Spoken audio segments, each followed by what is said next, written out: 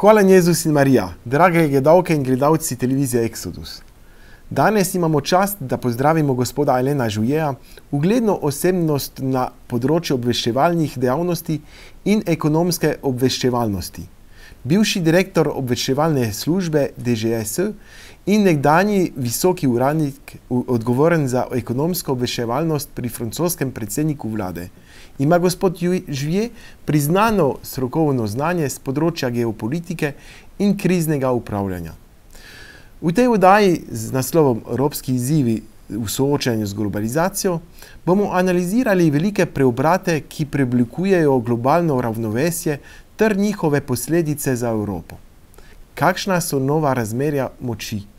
Katere možnosti ima Evropa za ohranitev svoje neodvisnosti v prihodnosti? Danes bomo obravnali ta ključna vprašanja. Dober dan, gospod Alain Jouyej. Bonjour. Alors, pour débuter cette émission centrée sur l'Europe et ses défis face à un monde en mutation et à la globalisation multipolaire, pourriez-vous nous donner un aperçu des changements actuels au niveau mondial? Commençons par l'Asie, notamment la Chine et Taïwan. Quels sont les enjeux mondiaux dans la région du Pacifique? Je crois qu'on l'a vu arriver depuis déjà pas mal d'années, mais maintenant on est en plein dedans. Nous sommes face à un conflit ouvert au niveau économique, au niveau politique, dans tous les domaines, entre les États-Unis et la Chine pour la première place au niveau mondial. Et ça se fait en même temps que, sur le plan économique, le centre du monde s'est déplacé sur l'Asie et puis maintenant y est très solidement. Plus de 51%, si vous voulez, de l'économie mondiale est faite actuellement sur l'Asie. C'est-à-dire l'Asie domine le monde sur le plan économique. Bon, la Chine est en train de continuer à monter, on pourra y revenir, dans croissance et en puissance par rapport aux autres. Le FMI nous annonce que en 2050, la Chine devrait être la première puissance mondiale.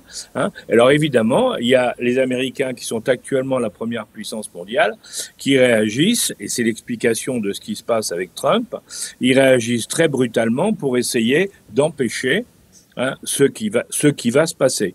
Et là, nous sommes face à un pari, parce que le président Trump fait un véritable pari en pensant qu'en changeant tout ce qui ne marche pas en Amérique et pour l'Amérique, il va réussir à se maintenir comme première puissance mondiale.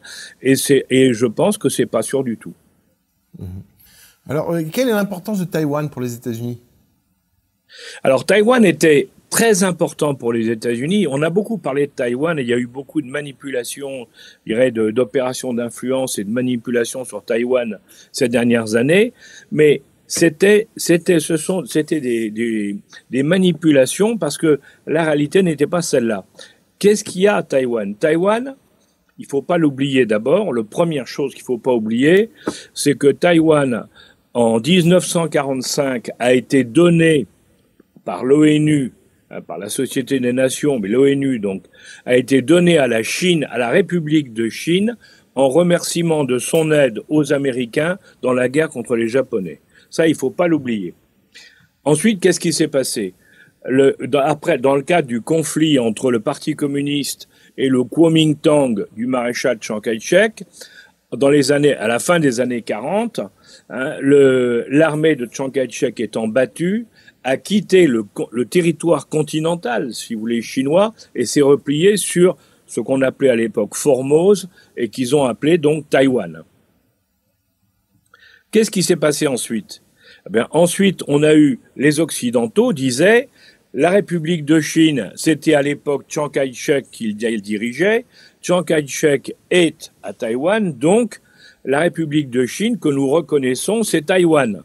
Et à quoi Chiang Kai-shek disait? Pas du tout, parce que lui, il voulait de nouveau envahir la Chine et se reprendre le territoire perdu face à Mao. Donc il disait pas du tout, Taïwan, la République de Chine, c'est Taïwan plus le reste de la Chine. Alors quand De Gaulle et Nixon, quelques années plus tard, ont dit, écoutez, vu la taille de Taïwan et vu la taille de la Chine, on va reconnaître la Chine à la place de Taïwan. Donc ils ont reconnu la partie communiste comme la République de Chine, et Et les communistes ont dit, mais attention, de même que Chiang Kai-shek disait que Taïwan faisait partie de la Chine, nous on vous dit aussi que Taïwan fait partie de la Chine. Donc si vous voulez, sur le plan historique et juridique, il n'y a pas le moindre doute, Taïwan fait partie de la Chine. Ce qu'il y a, et comme vous le savez bien, c'est qu'il y a eu une autonomie qui s'est faite totale, parce que Chiang Kai-shek, évidemment, après avoir été battu par les communistes, il ne voulait pas laisser rentrer les communistes à Taïwan. Donc cette république, Taïwan s'est développée, est devenue une puissance économique considérable, mais on oublie, parce que c'est ça aussi qui est important, c'est que les industriels de Taïwan, eh bien, qui sont des hommes d'affaires remarquables. Taïwan est une des grandes puissances économiques mondiales, malgré que c'est une petite île en définitive. Bon, ils ont, pour se développer au niveau industriel et économique, ils ont construit des usines de l'autre côté du détroit de Formose en Chine, dans le Fujian, c'est la province qui est en face, et la plus grande partie des industries taïwanaises ont des usines de l'autre côté parce que la main-d'œuvre est moins chère qu'à Taïwan. Et donc, quand c'est des productions à fort coût de main-d'œuvre, on le fait de l'autre côté. Donc, il y a des liens qui continuent à être très forts entre les deux parties. Alors, qu'est-ce qui s'est passé avec les Américains? Les Américains, dans le cadre de leur conflit qui montait, des tensions qui montaient avec Taïwan, avec la Chine, on dit on va utiliser Taïwan parce que Taïwan, c'est un point stratégique important, ça permet de surveiller la mer de Chine, c'est à 100 km de la frontière chinoise, enfin de la côte chinoise, donc on va s'y installer. Bon, qu'est-ce qui s'est passé depuis? Eh ben, on a vu que maintenant, avec tous les moyens qu'on a, les moyens satellitaires, les moyens techniques et autres, sur le plan stratégique pur, Taïwan n'avait pas un intérêt majeur. Ça, c'est un premier point. Le deuxième, et c'est ça qui est essentiel, depuis le début de l'histoire, c'est que Taïwan a développé des usines de microprocesseurs par une société qui s'appelle TSMC, qui sont les meilleurs au monde. Ces microprocesseurs sont achetés par tous les pays du monde pour leurs industries de pointe, et les Américains en achètent des quantités énormes pour l'armée américaine. Toute l'armée américaine, les missiles, les satellites, les porte-avions, les avions, tout le monde utilise des microprocesseurs taïwanais. Alors ça veut dire quoi? Ben, ça veut dire que s'il y avait la guerre entre la Chine et les États-Unis et que les Chinois mettent une bombe sur l'usine de Taïwan, les deux usines TSMC à Taïwan, ben, il n'y a plus de microprocesseurs pour l'armée américaine. Donc c'est pour ça que les Américains ne pouvaient pas et ne peuvent pas encore faire la guerre avec les Chinois sur Taïwan, parce que ça serait catastrophique pour l'armée américaine puisqu'elle n'aurait plus de microprocesseurs. Alors les Chinois aussi, mais les Américains, ça serait bien pire. Deuxième volet, si vous voulez, quand Trump, à son premier mandat, s'en est rendu compte, il a exigé des industriels taïwanais qu'ils fassent 2 usines de processeurs, de microprocesseurs en Arizona, en disant on ne peut pas dépendre d'usines qui sont à Taïwan, qui peuvent être détruites par les Chinois, on veut des usines en Arizona.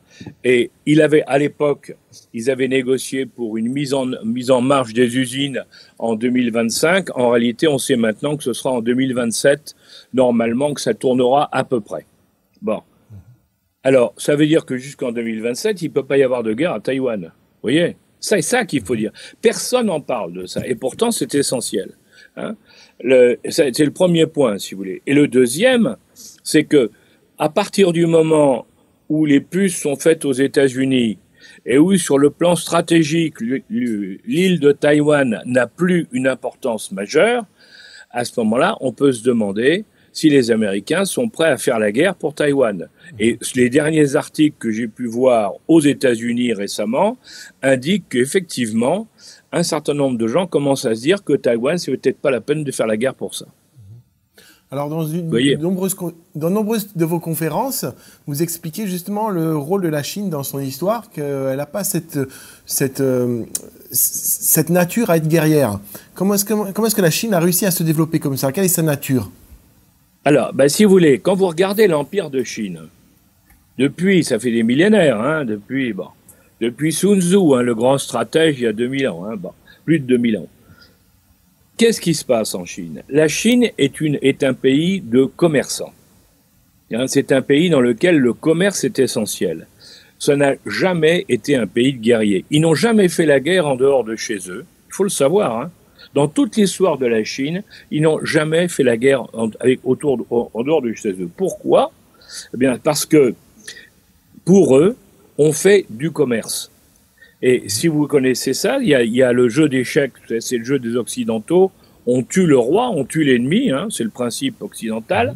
Bon, chez les Chinois, on joue pas aux échecs, on joue au jeu de Go. Et dans le jeu de Go, la fin du jeu, c'est d'encercler l'adversaire pour le faire travailler pour vous. Eh ben, c'est la clé de la vision chinoise de la vie, du monde et des rapports de force. On fait du commerce et par le commerce, eh bien, on coince tout le monde et on les tient. Alors, c'est ça qui est essentiel. Et on le voit au niveau de la défense. Et ça aussi, il faut remettre les choses en place par rapport à ce qu'on nous raconte. On vous dit, ah, cette année, le budget chinois a augmenté, le budget de la défense a augmenté de tant. C'est vrai. Mais quand vous dites ça, il faut toujours comparer avec le budget américain. Et vous apercevez qu'il évolue à peu près dans les mêmes termes. C'est-à-dire que le budget de défense chinois, en gros, est de 1/3 du budget américain. Les Américains, ils sont actuellement à 800 un peu plus de 8, hein, plus de 800 milliards de dollars. Les Chinois sont à 260, 270, enfin, peu importe, là on n'est plus à 10 ou 20 milliards près. Hein. Ce qui est important, c'est que les Chinois investissent 1/3, bien sûr, de ce qu'investissent les Américains. Alors vous me direz, comme la vie en Chine et les coûts sont beaucoup moins élevés qu'aux États-Unis, ça représente une force plus importante aussi. Ça, c'est vrai. Mais ils se suivent, si vous voulez, au niveau de la progression des dépenses. Et pourquoi? Et parce que tous les militaires vous diront que en défense, il faut 1/3 des moyens qu'on doit utiliser lorsqu'on attaque. L'attaque coûte 3 fois plus cher que la défense pour le pays qui attaque. Il faut le savoir. Donc, quand vous faites une stratégie qui vous maintient à 1/3 de l'autre, c'est que les Chinois, sur le plan défensif, ils veulent montrer leur force, ils veulent pas se laisser faire, mais c'est pas par là qu'ils pensent gagner. Et là, on est au cœur du problème actuel, parce que de l'autre côté, Donald Trump pense exactement la même chose, il n'a pas confiance dans la défense, et il veut négocier des deals. C'est un commerçant lui aussi. Et c'est ça où c'est le grand changement, si vous voulez, par rapport à tout ce qui vient de se passer, parce que les Américains sont un peuple guerrier, il n'y a pas de doute là-dessus. Depuis 1940, après avoir gagné les 2 guerres mondiales, hein, la guerre en Europe et la guerre dans le Pacifique, ils ont fait depuis 1945 52 guerres. Vous vous rendez compte que ça représente 52 guerres dans le monde, directement ou indirectement. Bon, donc ça veut dire que c'est un peuple guerrier. Or, ils n'ont jamais gagné. Vous pouvez regarder. L'armée leur a servi, la défense leur a servi pour se défendre, hein, pour imposer leurs solutions, mais ils n'ont vraiment jamais gagné une guerre. Et ça interpelle, si vous voulez. Et Trump, on l'a très bien vu quand il était président la première fois avec l'Irak. Trump, lui, il dit, l'armée, c'est un moyen de force, un moyen de pression, comme il en utilise d'autres, hein, les sanctions économiques, ainsi de suite. Puis il a tout un arsenal, si vous voulez, mais pour nous amener à la négociation. Parce que c'est un commerçant et il fait des deals. Eh ben, les Chinois sont des commerçants. Donc, si vous voulez, on est aujourd'hui, et c'est là le grand changement international qui est en train de se passer, on est maintenant face à des gens qui, alors qu'avant c'était la force qui imposait sa vision du monde, hein, eh ben maintenant c'est plus ça, ça va être des échanges avec des rapports de force dans lesquels le commercial va être un élément essentiel du jeu. Dans une guerre qui est hybride, hein, on est d'accord. Hein. Voilà. Alors, nous observons que certains pays, alors on va passer maintenant un peu au continent africain, cherchent à redéfinir leurs relations avec les anciennes puissances coloniales. Quels sont, selon vous, les principaux changements maintenant géopolitiques en Afrique ? Je crois que le principal changement de l'Afrique, et il faut bien le comprendre, c'est que l'Afrique est en train de connaître d'abord une croissance extraordinaire, hein, puisque c'est la zone du monde qui est en train de croître économiquement le plus vite, mais également sur le plan population. Ce qui fait d'ailleurs qu'on ne peut pas la comparer à la Chine, parce que la Chine a connu les mêmes taux de développement durant 30 ans, hein, mais elle avait un enfant par famille. Donc tout le bénéfice du développement allait vers le développement, vers l'économique, hein, alors que dans le système africain, comme il y a encore beaucoup d'enfants, puisqu'il y a un développement démographique très important, comme il y a beaucoup d'enfants, eh bien, ça consomme une grande partie des fruits de la croissance. Donc, ce qui fait que ça va moins vite, si vous voulez, ça ira moins vite, ça prendra moins d'importance que ce qu'on a connu sur la Chine. Mais en ce qui concerne les relations avec les pays occidentaux qui ont occupé l'Afrique à l'époque des colonies et autres, ce qu'il faut bien voir, c'est que tous ces pays, nous avons travaillé avec eux, avec certains avec d'excellentes relations, pour d'autres avec de très mauvaises relations, mais ça fait partie, je dirais, des choses de la vie. Mais ce qui est intéressant, c'est que aujourd'hui, tous les pays, ceux qui sont nos amis, comme ceux qui sont nos ennemis, si vous voulez, tous veulent une chose, c'est que nos pays reconnaissent que, aux pays africains, qu'ils sont nos égaux. C'est-à-dire qu'ils sont au même niveau que nous, ils doivent être traités d'égal à égal. Et ça, c'est essentiel, parce que c'est ce qu'on nous reproche. On nous reproche de continuer à nous comporter avec une forme de néocolonialisme, si vous voulez, hein, alors que eux disent, ben non, maintenant on a des jeunes générations qui sont brillantes, qui ont fait des études, on a des richesses minières, on a des vraies capacités, eh bien, nous, on veut gérer nos pays comme nous le pensons, non pas comme vous voulez nous l'imposer, mais comme nous le pensons. Et dans ce cadre-là, on veut des relations normales, des relations bilatérales normales avec vos pays. On ne veut pas que vous puissiez exercer la moindre pression. Et ça, si vous voulez, le jour où on comprend ça, les choses sont beaucoup plus simples avec eux.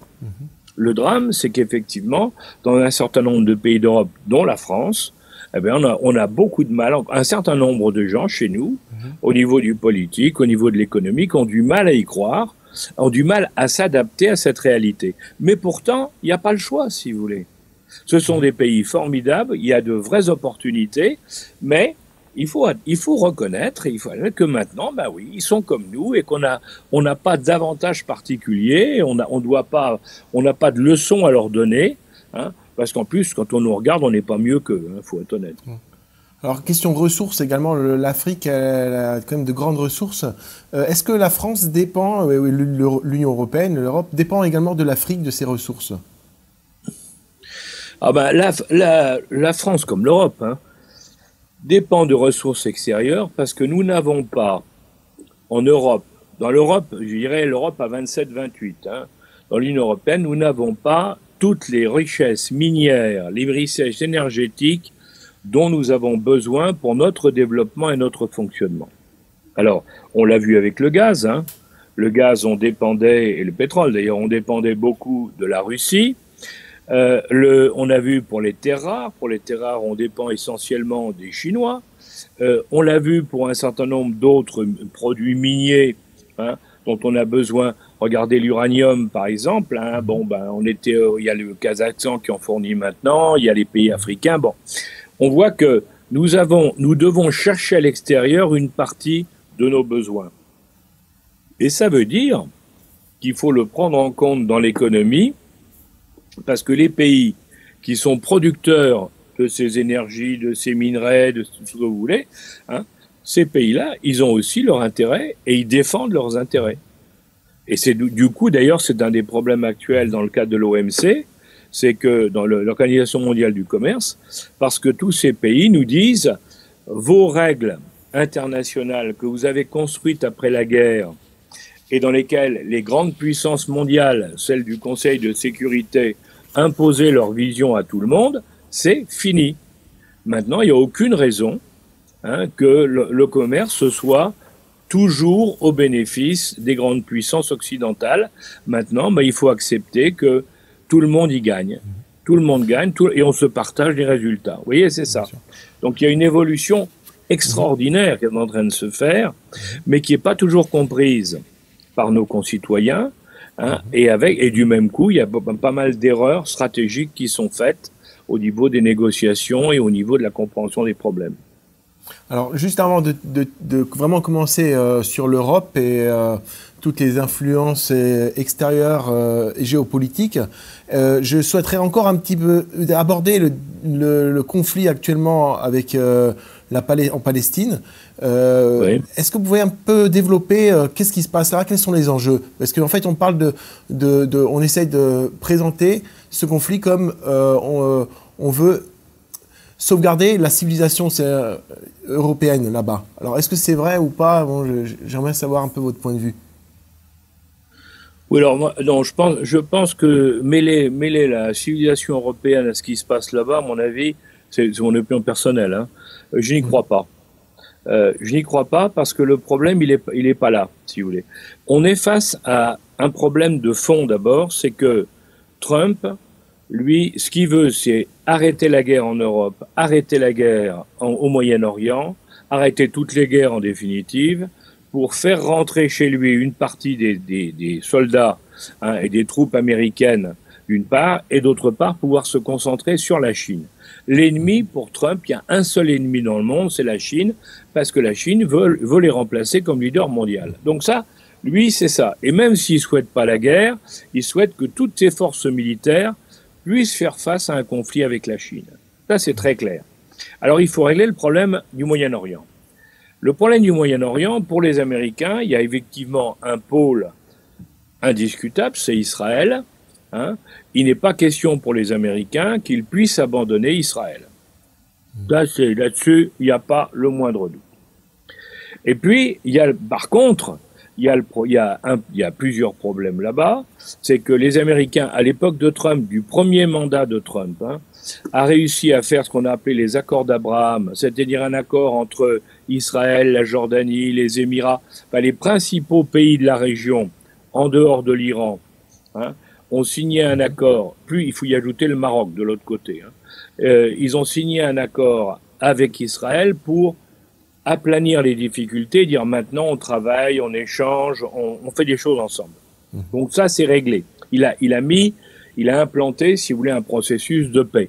Bon, l'Arabie Saoudite n'a pas accepté de rentrer, et Bin Salman l'a très bien expliqué, le Premier ministre, en disant nous sommes pour l'accord d'Abraham et pour développer des relations avec Israël, mais comme gardiens des lieux saints de l'islam, nous ne pourrons le faire qu'une fois qu'on aura réglé le problème de Jérusalem. Parce que la clé pour les musulmans, bien sûr, c'est la mosquée du Dôme, vous savez, à Jérusalem, qui est un élément essentiel de la religion, hein, de de l'islam, puisque c'est de là, de cette place, si vous voulez, cette mosquée du Dôme, d'un rocher qui est à la mosquée du Dôme, que le prophète Mahomet est monté au ciel sur sa jument Burak. Donc c'est un moment très important de l'histoire, dans l'histoire pour le Coran et pour les musulmans.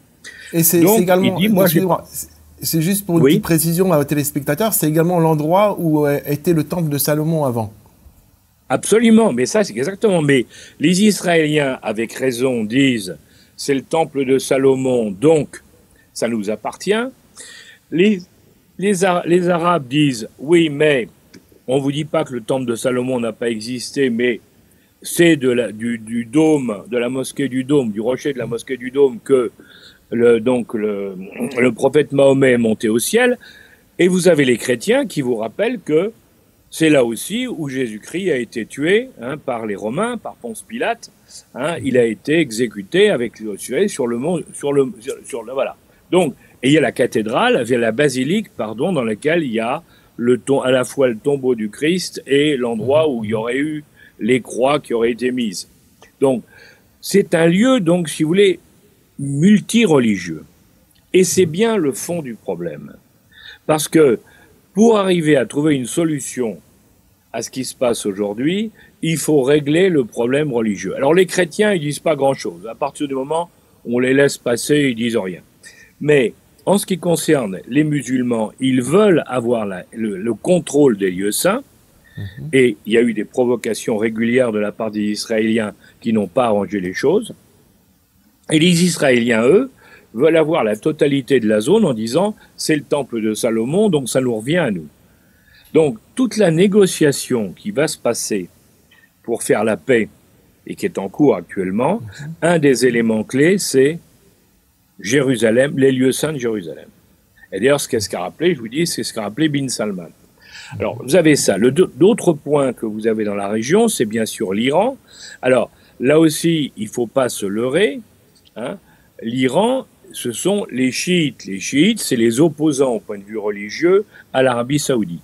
Alors, ils étaient à peu près d'accord, hein, parce que c'est des différences de religion, un peu comme les protestants et les catholiques. Hein, bon, en gros, un peu comme ça. Hein. Bon, donc si vous voulez, ils sont proches en même temps différents. Bon, il y a eu donc du côté des Iraniens pendant très longtemps tout le monde s'entendait à peu près, et puis il y a eu au moment de la montée en puissance d'une part des salafistes venus et des wahhabites venus d'Arabie, et de l'autre côté la montée en puissance des chiites de l'imam Khomeini. Hein. Enfin là, on a eu une opposition très forte entre les deux parties. C'est réglé, puisque grâce à la Chine, c'est la Chine qui est intervenue, ils ont passé un accord et depuis 1 an et demi, ils s'entendent. Ça, c'est très très important, parce que ça veut dire que, en réalité, ce qui reste à régler, on y arrive, c'est en dehors des lieux saints, c'est la fin du blocus de l'Iran, qui ne peut avoir comme compensation que l'écrasement de l'Iran, si vous voulez. Soit les Iraniens acceptent de négocier, hein, et à ce moment-là, si les frontières s'ouvrent et qu'il n'y a plus de blocus, c'est le pays qui va être le plus gros pays, le plus puissant de tout le Moyen-Orient, parce que c'est là où la population est la plus mieux éduquée, la mieux élevée, indiscutablement, et il y a des vraies richesses. Donc, il y aura un boom économique, si vous voulez, extraordinaire là-bas, mais il faut qu'ils acceptent d'arrêter l'histoire de la bombe atomique. Bon, ça c'est clair. Hein. Il y a l'Iran, et puis il y a le problème des Palestiniens. Alors le problème des Palestiniens, il y a deux choses qu'il faut bien avoir en tête. La première, c'est qu'on n'en parle jamais. Mais pourquoi les pays arabes n'ont pas soutenu les Palestiniens dans ce qui est en train de se passer à Gaza depuis le 7 octobre? Pourquoi hein? Il n'y a pas eu, il y a rien eu. On a laissé, les Israéliens ont pu raser Gaza, il faut bien le dire, hein, sans que les autres pays arabes bougent. Ben, la raison est simple. C'est que Gaza est contrôlé par le Hamas. Le Hamas est un mouvement qui a été créé par les frères musulmans. Et les frères musulmans sont détestés dans tous les pays arabes, parce que dans tous les pays arabes, ils ont essayé de prendre le pouvoir. Souvenez-vous, en Égypte, avec les frères musulmans qui ont assassiné le président Sadat. Souvenez-vous, dans tous les pays, hein, regardez, on les voit partout, de la Turquie à la Tunisie, en passant par tous les pays arabes du coin, partout, ils ont essayé de semer des troubles. Et c'est d'ailleurs pour ça, parce qu'ils étaient hébergés, leur chef était hébergé au Qatar, qu'il y a eu pendant 3 ans, plus de 2 ans et demi, pardon, il y a eu un blocus du Qatar par les pays arabes, de la Ligue arabe, qui ont fait un blocus en disant ça suffit d'encourager des gens qui sont des dangers pour nos pays, pour nos royaumes, pour nos systèmes politiques et autres. Alors, c'est ça le fond du problème. Donc, si vous voulez, personne ne veut des Palestiniens de Gaza, parce que les Palestiniens de Gaza dépendent du Hamas et que le Hamas est rejeté par tous ces pays-là. Et c'est là la clé du problème. Qu'est-ce qu'on fait? Qu'est-ce qu'on fait? Et alors, bien sûr, les Israéliens, eux, ils ont une autre vision de tout ça. Ils ont accepté les frontières de la création d'Israël contraints et forcés, mais depuis, ils n'ont qu'une idée, c'est de s'étendre vers la mer, à chaque guerre, ils ont essayé, soit qu'ils ont faites, soit qui ont été provoquées par d'autres, hein, mais que jusqu'à maintenant, ils ont gagné. À chaque guerre, ils ont essayé de développer, et depuis qu'ils font plus de guerre, ils le font par la colonisation. Hein, en particulier dans la Cisjordanie, hein, qui est le territoire qui était réservé aux Palestiniens au moment de l'accord de départ, hein, de la création d'Israël, et qui sont en train progressivement et peu à peu de transformer en un véritable gruyère, hein, puisqu'ils sont partout, ils ont des colonies partout, et ça devient insupportable. Ce qui est inquiétant, si vous voulez, dans le cadre du règlement de trouver une solution, c'est que je vous disais, d'un côté, personne ne veut des Palestiniens de Gaza, et on pouvait se dire que au moins, peut-être que les Américains protégeraient ou créerait ou renforcerait, si vous voulez, la partie cisjordanienne, hein, de manière à ce que les Palestiniens aient un territoire où ils puissent aller, puisque personne n'en veut. Hein. Donc, il faudrait qu'on puisse renforcer. Mais c'est pas possible avec les colonies. Donc, le vrai problème aujourd'hui, ça se passe aux États-Unis et en Arabie Saoudite. C'est pour ça d'ailleurs que tout ça, ça se tient. Hein. C'est là où ça va se jouer, parce que aux États-Unis, eh bien, vous avez le lobby qui est pro-israélien, qui est très fort. Hein. Il y a l'AIPAC, hein, qui est extrêmement fort, qui dit il faut pousser, bien sûr, il faut encourager les colons à occuper la Cisjordanie, mais vous en avez d'autres, une autre partie qui dit c'est pas possible. Parce que c'est absurde de créer toutes les conditions de la continuation du conflit. Alors bien sûr, Netanyahou est appuyé par le lobby, mais d'un autre côté, les autres Israéliens et les autres Juifs qui vivent aux États-Unis s'opposent. Donc il y a un conflit interne là-dessus, très important, qui est un des éléments du règlement du problème. Le clan qui sera le plus fort est celui qui va gagner. Hein. Et d'autre côté, vous avez Bin Salman, qui lui, très astucieusement d'ailleurs, a dit à Donald Trump, moi, votre politique m'intéresse et je suis prêt à mettre jusqu'à 500 milliards de dollars. Alors, il exagère un peu parce qu'il pourrait pas, mais même 100 ou 200 milliards de dollars sur le marché américain. Et pour un gars comme Trump, pour un président comme Trump, quand quelqu'un vous dit je suis prêt à mettre 100 milliards ou 200 milliards de dollars dans votre pays, eh ben vous devenez quelqu'un d'intéressant. Donc c'est ces deux éléments-là, si vous voulez, qui vont jouer, les trois éléments en rajoutant la pression sur sur l'Iran, qui font que, et c'est là-dessus que tout est en train de se négocier actuellement entre les pays arabes, ne croyez bien, l'Iran et les États-Unis, avec Israël qui se sent actuellement soutenu par les États-Unis et qui en profite, si vous voulez, pour gagner des positions, parce qu'il sait qu'une fois que la paix aura été signée, ça sera plus possible. Donc voilà la situation, donc c'est très intéressant, mais c'est pas fini. Alors maintenant, j'en profite justement pour venir en Europe, parce qu'on voit maintenant qu'il y a des mouvements souverainistes en Europe qui se développent, et oui. La plupart de ces grandes personnalités sont souvent liées justement avec Israël. Là, dernièrement, il y a eu un sommet avec Netanyahou à Jérusalem. Il y a eu plusieurs personnalités de droite, de toute l'Union européenne. Quel est le but de ces formations-là par rapport à l'Union européenne? Qu'est-ce que vous en pensez? Alors, je crois qu'il y a beaucoup. Je crois que vous avez raison. Il faut faire attention parce que effectivement, Viktor Orban a reçu Monsieur Netanyahou. Marine Le Pen et Jordan Bardella ont été à un meeting antisémite, un meeting pour défendre justement contre l'antisémitisme à Jérusalem. Donc on voit qu'il y a des liens qui se font. Mais je crois qu'il faut faire attention. Ce sont des liens d'intérêt en réalité. Ce sont des liens d'intérêt.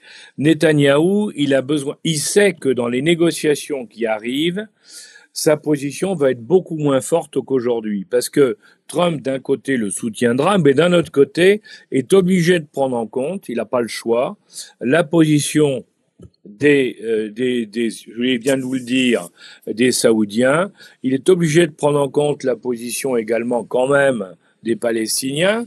Il est obligé de prendre en compte plein de problèmes. Donc, si vous voulez, il ne peut pas exclusivement se consacrer à Netanyahou. Alors, assurer à Netanyahou que ça va continuer.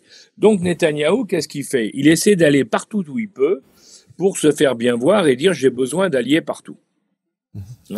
Et c'est vrai qu'au niveau de l'Europe, alors l'Europe en tant que grande puissance, si vous voulez, la Commission européenne, on ne peut pas dire qu'elle a une position très claire, dans un sens ou dans un autre d'ailleurs, en ce qui concerne le conflit actuel entre les Palestiniens et les Israéliens. C'est clair que l'Europe a une position assez curieuse. Enfin, elle joue un peu de tous les côtés. Elle veut fâcher personne.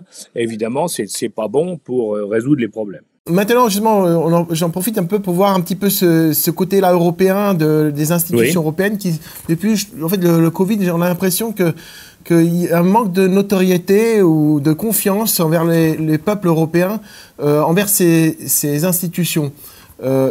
Quel changement doit-il y avoir pour que l'Europe puisse faire face à ces défis de globalisation et se faire valoir et montrer également par la France un chemin différent par rapport aux autres blocs continentaux qui se créent un peu à droite à gauche? Si vous voulez, quand on essaie d'analyser, quand on essaie d'analyser ce qui se passe au niveau européen et les réactions des Européens, ce qu'on voit, c'est que au départ, l'Union européenne, ça a été un petit groupe de pays qui se connaissaient bien, hein, parce qu'on se tapait dessus depuis toujours, hein, donc on se connaît bien, et qui avait décidé de se rapprocher justement pour éviter les guerres. Bon, et faire du commerce et retrouver une vie normale, avoir une vie normale entre eux. Ce groupe de pays s'est développé progressivement et je dirais, et quand on regarde l'état d'esprit des fondateurs de l'Europe, hein, avec De Gaulle, c'était l'Europe des nations. C'est-à-dire toutes les nations étaient ensemble, on échangeait, donc on faisait des échanges, c'était bien ça, développer des échanges commerciaux, mais on se mettait d'accord sur un certain nombre de choses, mais sur les points essentiels de chaque pays, qu'on appelle nous les domaines régaliens, hein, les domaines qui sont vraiment vitaux pour le pays, chaque pays était libre de décider ce qu'il voulait. Bon, il y a eu progressivement, avec l'arrivée de nouveaux membres, progressivement, et surtout après la chute du mur de Berlin, si vous voulez, et la chute de l'Empire soviétique, on a progressivement augmenté le nombre des membres de l'Europe à 27, 28. Bon. Pourquoi pas, hein, simplement, en faisant ça, il est certain qu'on a créé un problème, on a créé plusieurs problèmes dans le cadre de l'Europe qu'il a fallu corriger. Le premier d'abord, c'est que c'est pas pareil d'être entre 5 ou 6 pays qui se connaissent très bien et d'être entre 27 pays ou 28 pays qui se connaissent, mais enfin qui sont pas du tout pareils, parce que il y a les kilomètres, il y a la culture, l'histoire, tout est différent. On peut pas comparer la Roumanie, et je n'ai rien contre la Roumanie, hein, ou la Moldavie, ou ce qu'on voit, on ne peut pas comparer ça avec l'Espagne ou le Portugal. Ces pays sont tous intéressants, passionnants, ils ont une histoire, mais c'est pas la même. C'est clair, c'est pas la même. Hein. Donc, il y a eu un problème de compréhension ou de capacité d'échange entre les uns et les autres. Et dans le même temps, alors si c'était resté uniquement sur un plan commercial, et bon, plus général, mais bon, avec des accords communs pour la recherche, pour beaucoup de choses, on pouvait arriver à ce que ça marche. Mais on a voulu en même temps, et ça a été le but des traités qui ont été faits depuis les années 2000 d'ailleurs, hein, on a voulu en même temps essayer de faire une Europe qui soit de plus en plus unie, avec une commission européenne de plus en plus puissante par rapport aux pays. Et donc, en diminuant à chaque fois le niveau régalien qui devait être préservé au niveau des États, en le diminuant, en l'annulant, hein, pour que tout soit géré par Bruxelles. C'est l'évolution, si vous voulez, progressive. Hein, on le voit très bien. Hein, et on a un bel exemple aujourd'hui. On a eu 2 exemples. Un, quand on a vu, par exemple, que Bruxelles a géré, en partie, en tout cas pour les médicaments, la crise du Covid, et on voit à Bruxelles aujourd'hui, Mme von der Leyen, qui veut piloter la politique de défense européenne, alors que, selon les traités, hein, qui gèrent l'Europe, la défense est un problème régalien qui dépend de chaque pays. Vous voyez, on voit bien, mais ceci dit, elle fait ça parce que ça répond à une poussée, à une évolution. Alors maintenant, qu'est-ce qui se passe? C'est que, pourquoi ça marche pas? C'est parce que les populations, elles, qu'est-ce qu'elles voient de l'Europe? Elles voient d'une part un problème majeur, c'est que l'Europe se mêle de tout, et ça pose un problème. L'Europe se mêle de tout et impose des normes sur tout. ce qui est insupportable. Les gens aiment avoir un minimum de liberté. Et ils voient que l'Europe est en train de tout régler chez toutes. Il s'impose dans tous les domaines. Alors, aussi bien au niveau des taxations, au niveau des politiques, il se mêle de tout. Les gens ne le supportent plus. C'est ça le problème. Les gens n'en veulent plus. Et alors, donc, il y a une montée en puissance dans tous les pays. Et ça explique, si vous voulez, l'opposition montante qu'il y a aujourd'hui. Il y a dans tous les pays une opposition de gens qui disent on n'est pas contre l'Europe, parce que ça aussi c'est une erreur. Les gens croient qu'ils sont contre l'Europe. C'est pas vrai. On n'est pas contre l'Europe, on est contre cette Europe actuelle qui se mêle de tout, qui veut tout diriger. Et nous, on veut retrouver une Europe dans laquelle, oui, on est tous associés, mais pour des parties dans lesquelles, effectivement, on peut le faire. Si vous voulez, la libre circulation des marchandises, tout le monde est d'accord. La libre circulation, en gros, l'euro, pourquoi pas, mais il y a des corrections à faire parce que certains pays sont pénalisés par rapport à d'autres, clairement. Ça, et on voit aussi, par contre, et c'est vrai que dans d'autres domaines, il faut qu'on définisse ce qu'on veut. Regardez la défense aujourd'hui. La plupart des pays d'Europe ont joué pendant très longtemps en confiant à l'OTAN leur défense, en disant on va pas dépenser de l'argent dans la défense, on préfère le mettre dans autre chose, puisque la défense est assurée par l'OTAN et les Américains. Ce qui justifie pleinement que aujourd'hui le président Trump dit, eh ben écoutez, vous êtes bien gentils, mais c'est plus nous les Américains qui allons financer votre défense. Si vous voulez si vous voulez vous défendre, ben vous financez ce qu'il faut. C'est clair. Bon. Mais quand il dit ça, il pousse dans le sens, effectivement, ancien, où on disait chacun doit assumer ce qu'il veut dans son pays, dans les domaines régaliens. Si quelqu'un ne veut pas de défense, pourquoi faut-il l'obliger à la faire? Franchement. Vous voyez? Bon, moi je pense qu'il faut une défense, à titre personnel. Là, moi je suis un analyste, si vous voulez. À titre personnel, bien entendu. Je pense qu'il faut une défense européenne, qu'elle soit OTAN ou européenne, peu importe, mais il faut une défense parce que pour pouvoir nous préserver. Mais si un certain nombre de pays disent mais non, mais moi je n'ai pas envie, je ne crois pas à la guerre, je ne veux pas être mêlé à la guerre, et donc je ne veux pas de défense. Comment vous pouvez lui imposer? Vous voyez, et on retombe sur le problème actuel. Alors les gens, ils sont pas contents. Ils sont pas contents parce qu'on leur demande trop de choses, on leur demande de payer trop de choses, de taxes de partout, des règlements dans des domaines qui ne les... On se demande...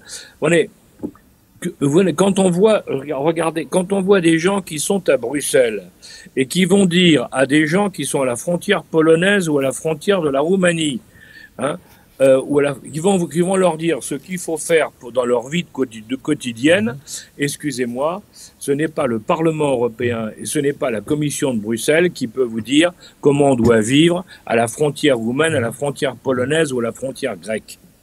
Alors moi, chaque pays a ses spécificités. Vous m'entendez? Oui, très bien. Excusez-moi. Alors oui, en fait, justement, là, on arrive justement un peu vers l'Est. Donc, en fait, on essaye d'utiliser le conflit maintenant ukrainien pour appuyer une nouvelle défense européenne. Oui. Et cette peur, cet esprit anti-russe, est-elle, selon vous, exagérée ou est-elle bien réelle? Non, elle est exagérée, mais elle est utilisée par les politiques pour essayer d'imposer un changement. Si vous voulez, à partir du moment où les Américains nous disent on va se retirer d'Europe, débrouillez-vous tout seul, il faut justifier auprès de la population les investissements militaires. Or, la plupart des pays, à part la France et l'Angleterre, et encore, on n'investit pas grand-chose, la plupart des pays n'investissent pratiquement rien en défense. Donc, quand Trump dit c'est fini, il n'y aura plus un OTAN américain qui vous protège, il y aura un OTAN européen que vous allez financer, eh bien évidemment, c'est difficile à expliquer à des concitoyens qui depuis 20, 30 ans, 40 ans entendent que c'est pas la peine d'investir sur la défense parce que d'autres s'en chargent. Donc, comment faire pour l'expliquer? Eh bien, on a trouvé un truc magnifique. C'est qu'on dit c'est la faute des Russes, les Russes peuvent nous envahir. Et là, je tiens à dire vraiment clairement, c'est une absurdité totale. Il faut le dire, parce que les Russes, Vous savez, les Russes, hein, ils ont d'abord, hein, c'est un pays moyen. C'est pas les Russes, contrairement à ce qu'on veut dire, c'est pas une très grande puissance. Hein. Leur population, elle décline. Ils ont moins de 200 millions d'habitants. La population décline. Ils ont un niveau de vie qui n'est pas le niveau de vie européen moyen. Ils vivent moins bien que les Français pour prendre les Anglais ou les Allemands, par exemple. Hein. Bon. Bien sûr ils ont une armée importante et qu'ils peuvent faire la guerre. Mais quand vous voyez en Ukraine qu'avec tous les moyens qu'ils ont mis, ils ne sont pas arrivés à faire gagner plus de 200 kilomètres maintenant, en 3 ans, 200-300 kilomètres en 3 ans, comment voulez-vous qu'ils puissent attaquer d'autres pays et aller, comme on le dit maintenant chez les politiques, en France en particulier, ils vont arriver en Allemagne ou en France. Et c'est totalement ridicule. C'est totalement ridicule, d'autant plus qu'avant, si jamais on était à ce stade-là, nous aussi, on a des bombes atomiques, nous aussi, on peut faire des choses. Encore qu'il faudrait réfléchir, parce qu'une bombe atomique, quand vous l'envoyez, vous en recevez automatiquement une sur la tête en retour. Hein. Donc il faut quand même y penser. Mais tout ça pour vous dire que, dans ce qui est en train de se passer, l'argument de l'armée russe qui est un danger, et c'est aujourd'hui, c'est quelque chose qui n'est pas possible. Voilà. Alors, par contre, et c'est là le fond du problème, à mon avis, et c'est là-dessus qu'il faut réfléchir, c'est que si, en dépit de ce que je vous ai dit tout à l'heure, si les Chinois et les Américains étaient amenés à rentrer en conflit l'un contre l'autre, conflit militaire, l'un contre l'autre, le problème, c'est la Russie. Avec la guerre en Ukraine, on a poussé la Russie dans le bras des Chinois. Parce comme ils n'avaient pas beaucoup de moyens, les Russes se sont appuyés sur les Chinois dans un certain nombre de choses. Si nous enlevons, enfin du moins, si les Russes associés aux Chinois, quand il y a la guerre entre les Américains et les Chinois, disent, eh bien nous, pour aider les Chinois, on va aussi faire la guerre de notre côté, à notre frontière, pour bloquer des moyens et empêcher qu'ils partent vers la Chine, ça c'est possible. C'est pour ça que Trump veut absolument rompre le lien entre les Chinois et les Russes, dans sa stratégie si vous voulez. Lui ce qu'il veut c'est dire aux Russes, soyez avec nous ou au maximum soyez neutres. Et je suis prêt à faire des concessions pour que vous restiez neutres ou que vous soyez avec nous. C'est ça l'histoire. C'est toute la négociation actuelle de l'Ukraine. Hein. Vous savez, il faut voir les choses. Là, on est en train de parler dans des opérations à long terme. C'est pas la vision. C'est triste à dire pour les Ukrainiens qui se battent, les pauvres gens qui se font tuer tous les jours en Ukraine, hein, et avec beaucoup de courage. Mais c'est pas ça le problème. Le problème, c'est de voir qu'est-ce qui peut se passer ensuite dans s'il y a un grand conflit entre la Chine et les États-Unis. Comment on fait en ce qui concerne la Russie? Alors, d'un côté, on dit, je vais essayer de la neutraliser, qu'elle soit neutre ou pour nous, mais comme on ne peut pas avoir totalement confiance, il faut que les Européens développent une défense qui permette, si jamais ça se passait, de tenir tête aux Russes pour qu'ils n'aillent pas ailleurs. Hein, et c'est pour ça aussi qu'ils nous poussent à développer une défense chez nous. Hein. Nos politiques... Alors, du coup, c'est ça quand ils disent il faut qu'on puisse faire face, la Russie peut nous attaquer. Mais pas maintenant. C'est dans l'hypothèse où il y aurait cette guerre. Et dans l'hypothèse, on n'aurait pas réussi à neutraliser la position russe. Et puis, j'ajouterai un dernier point là-dessus, si vous voulez, pour que les choses soient vraiment claires pour vos auditeurs. Hein, c'est que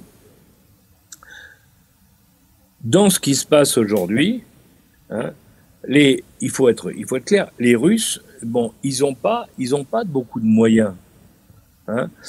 Ils s'en sont sortis parce qu'ils ont bénéficié de l'aide d'un certain nombre d'autres pays. Hein. Faut bien le voir. Bon, mais de même que nous, on aidait l'Ukraine. Hein. Donc la vision, si vous voulez, la vision de la Russie aujourd'hui, il faut faire attention. La Russie réelle n'est pas celle que nous avons en face de nous, hein, dans le cadre de cette guerre en Ukraine. De même que l'Ukraine n'est pas, elle non plus, l'Ukraine réelle parce qu'elle bénéficie de l'aide des Européens, elle bénéficie de l'aide des Américains, et c'est tant mieux, parce que sinon, effectivement, eh ben, l'Ukraine aurait été envahie par les Russes. Donc, bien entendu, c'est clair. Vous connaissez bien le rôle des renseignements et la force qu'elle peut avoir. On entend de temps en temps par certaines personnes, bien que c'est assez, on va dire, caché de la part des médias, que Maïdan aurait été un petit peu, a été fait en fait par la CIA. Est-ce que vous pensez que c'est une forme de provocation pour les Russes avec l'Ukraine? Alors, il y a deux choses, si vous voulez. Que l'opération, que Maïdan était une opération montée par la CIA ou les Américains, c'est une évidence. Et pourquoi je vous dis ça, c'est une évidence, c'est parce que Madame, celle qui pilotait l'opération, pour les Américains, c'était Victoria Nuland, qui était l'ambassadrice de l'OTAN, ambassadrice américaine à l'OTAN, pardon, qui a ensuite été aussi ambassadrice vers l'Ukraine. Bon, et Victoria Nuland a témoigné au Congrès américain 2 mois après le début de la guerre. Donc, si vous voulez, il n'y a pas de doute. Hein. C'est écrit dans les textes du Congrès américain, d'une audition de Madame Nuland au Congrès américain, où elle a dit oui, on a investi 5 milliards pour faire basculer l'Ukraine, pour qu'elle vienne du côté occidental, et on y a réussi grâce à Maïdan. C'est clair, donc il n'y a pas le moindre doute là-dessus. Mais, il faut bien dire, c'est pas parce que ce pays basculait du côté occidental qu'il fallait pour autant qu'il y ait une guerre qui éclate. Hein. Donc il ne faut pas non plus... il faut être clair. Hein. Le New York Times, il y a moins d'un mois, a publié un article très intéressant, où justement il reprend en disant voilà toutes les provocations américaines de la CIA en Ukraine et qui ont abouti à la guerre. Donc ce sont les Américains eux-mêmes aujourd'hui qui reconnaissent qu'ils ont effectivement provoqué. Mais j'en reviens toujours à la même chose, c'est pas parce qu'il y avait des provocations qu'il fallait tomber dans le panneau et lancer cette guerre comme elle a été faite. Alors, quels sont selon vous les principaux défis politiques et économiques actuels de l'Europe ? Moi je crois que le premier problème de l'Europe, d'abord, c'est de se redéfinir. On disait tout à l'heure que les Européens, beaucoup d'Européens, d'électeurs européens, ne sentent pas l'Europe, ils trouvent que c'est flou, ou que ça ne correspond pas à ce qu'ils attendent. Trop de normes, trop de règlements et pas de vision à moyen et long terme. Bon, ça c'est clair. L'Europe, il faut qu'on arrive à se rapprocher les uns des autres et à redéfinir, pour moi c'est ça, il faut redéfinir une Europe dans laquelle on se retrouve, c'est-à-dire où chacun retrouve à la fois une partie d'indépendance. Moi je suis gaulliste, si vous voulez, de ce côté-là, ou gaulien, peu importe comme vous voulez, c'est-à-dire, moi je crois à l'Europe des nations. Parce que l'expérience a montré que l'autre ne marche pas. On a essayé loyalement, tout le monde a essayé, bon très bien, mais ça marche pas. Donc il faut en tirer les conséquences, il faut revenir à une Europe des nations. Il faut revenir à une Europe des nations, et je vais vous dire, en plus, il y a une raison à ça. C'est que, comme vous savez, en Europe aujourd'hui, il y a 3 grands blocs. Il y a le bloc des pays qui étaient sous le joug soviétique il y a quelques années, auquel vous ajoutez ceux qui étaient à la frontière. Et ils ont formé ce qu'on appelle l'initiative des 3 mers. Vous savez, qui va de la mer Baltique à la mer Adriatique. Ces pays-là, eux, ils n'ont pas oublié que, l'Europe les a laissés tomber après la Deuxième Guerre mondiale et qu'ils se sont fait 40 ans de communisme. Ils ont bien entendu très peur de la Russie, avec raison, en disant il ne faudrait pas on serait les premiers, s'il y avait une guerre, à être attaqués par la Russie. Donc, attention, il faut qu'on se défende. Et troisièmement, qui est-ce qui peut nous défendre si on est attaqué? La réponse, c'est pas l'Europe, c'est les États-Unis. Ça, c'est cette partie-là, toute la partie nord de l'Europe. C'est un bloc qui est assez homogène, en définitive, pour les raisons que je vous dis. Après, il y a la partie sud. La partie méditerranéenne, si vous voulez, la Grèce, l'Italie, la France, l'Espagne, le Portugal. Bon, Cette partie-là, elle est avec un état d'esprit très différent. La guerre, pour elle, c'est pas le problème. Elle est économique.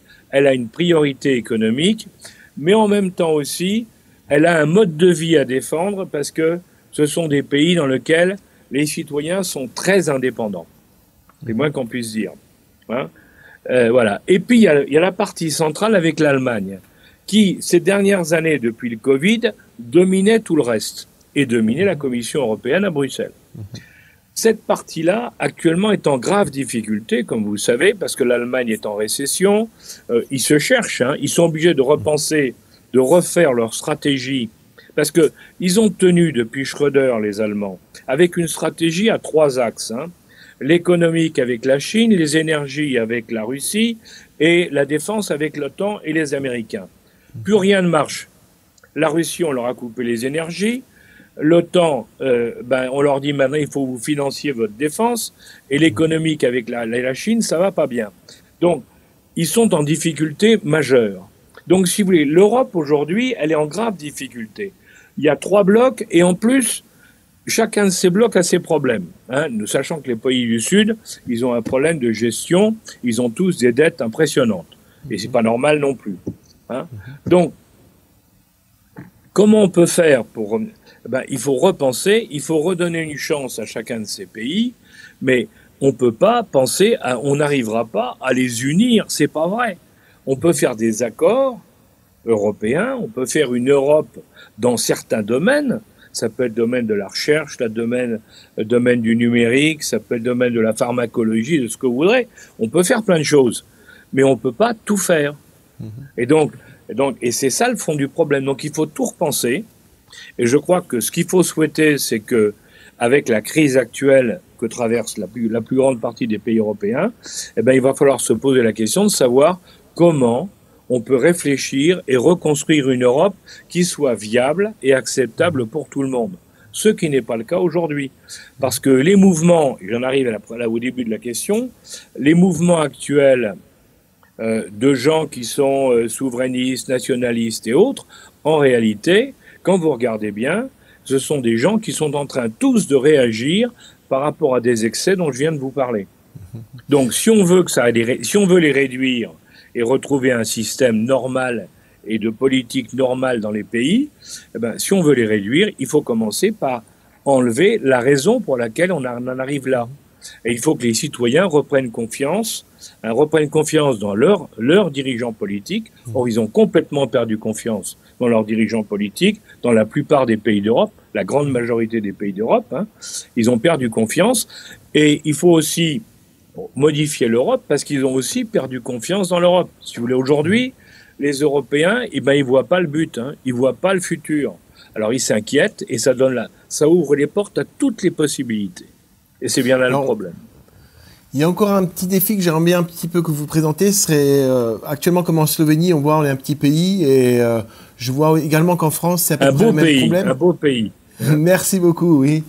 Il y a beaucoup de jeunes qui s'expatrient parce que ils ont eu une bonne formation par l'ancien système également qui leur a procuré, même maintenant on a encore des bonnes écoles, même en France. Mais petit à petit on voit un déclin de l'éducation nationale et on voit également une immigration qui arrive énormément de pays de contrées un peu lointaines.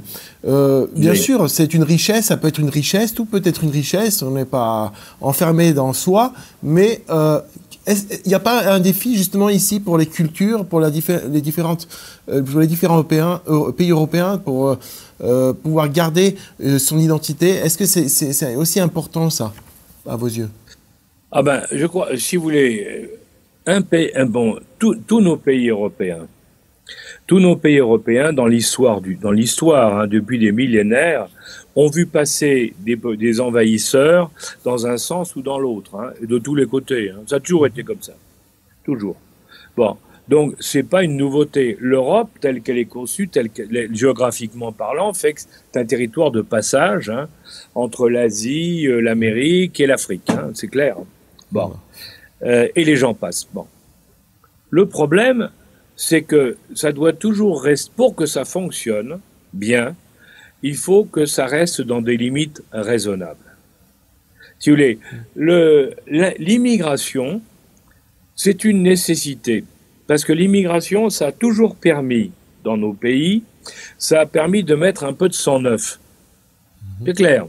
À chaque vague d'immigration, il y a eu du sang neuf et ça a fait bouger, ça a redonné du tonus au pays. Dans tous les pays d'Europe. Ça, c'est un point.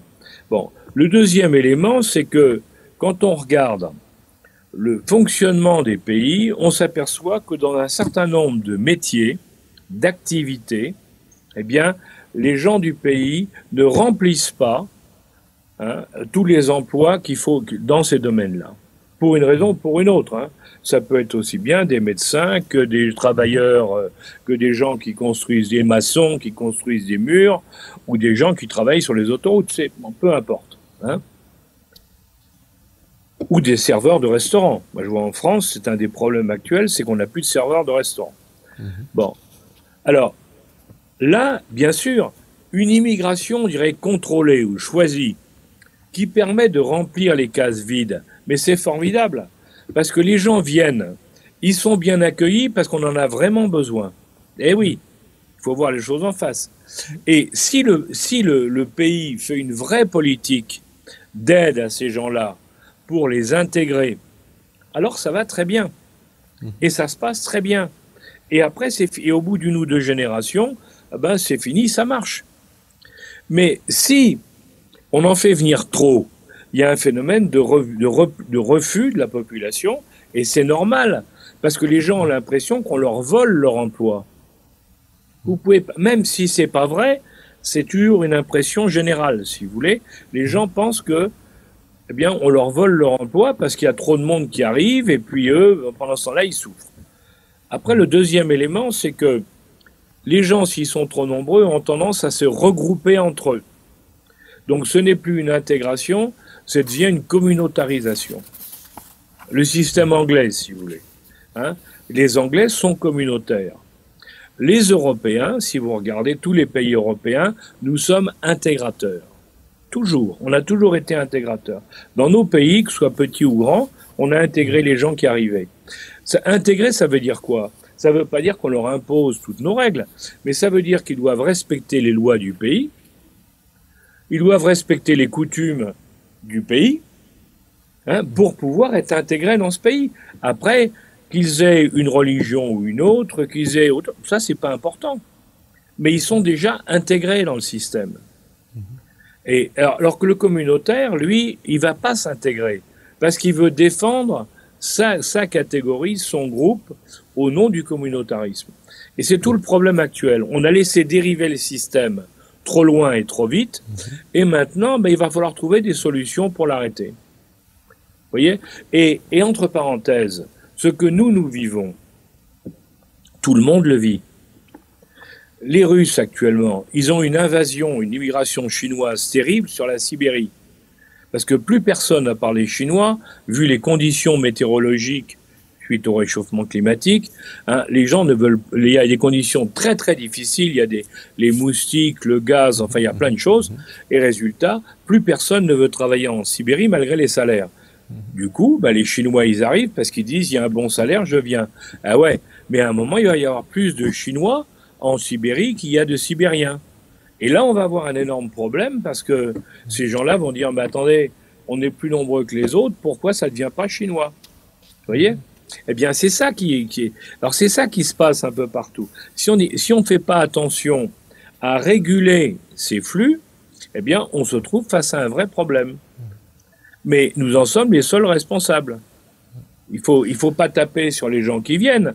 Il faut se dire, c'est nous qui sommes responsables parce qu'on n'a pas su prendre les mesures qu'il fallait pour organiser, freiner, corriger les défauts du système et voilà. Et là, c'est de notre faute. C'est parce qu'on s'est laissé influencer indiscutablement par des idées généreuses, très souvent des idées très généreuses. Mais la générosité, c'est pas forcément le rôle des États. Parce qu'un État, il doit gérer au mieux pour sa population et pour son futur. Merci beaucoup, Monsieur Alain Juillet, pour avoir participer à cet entretien. Pouvez-vous nous faire un petit mot de la fin, peut-être? Vous avez parlé un peu du beau pays de la Slovénie. Alors, est-ce que peut-être vous avez eu des expériences avec notre pays? Ah, je suis passé une fois chez vous, mais malheureusement trop vite, mais j'avais trouvé que c'était un beau pays. J'avais aimé certains trucs, l'architecture, j'avais aimé des choses, et puis j'avais trouvé des gens avec qui j'étais. Je ne suis pas à dire que c'est tout le monde, mais j'avais trouvé que les gens avec qui j'étais étaient très sympathiques. Oui, moi, pour vous dire un mot de conclusion, moi, je pense que nous, les Européens, alors là, tous les pays européens, hein, on a une chance extraordinaire parce qu'on est quand même dans une zone du monde qui est pas la plus mauvaise, hein, à tout point de vue. À tout point de vue, elle n'est pas la plus mauvaise.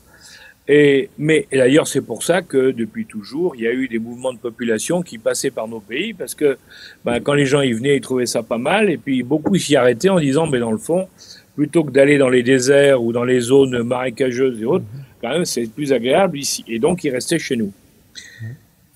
Mais, ceci étant, nous sommes aujourd'hui à la croisée des chemins.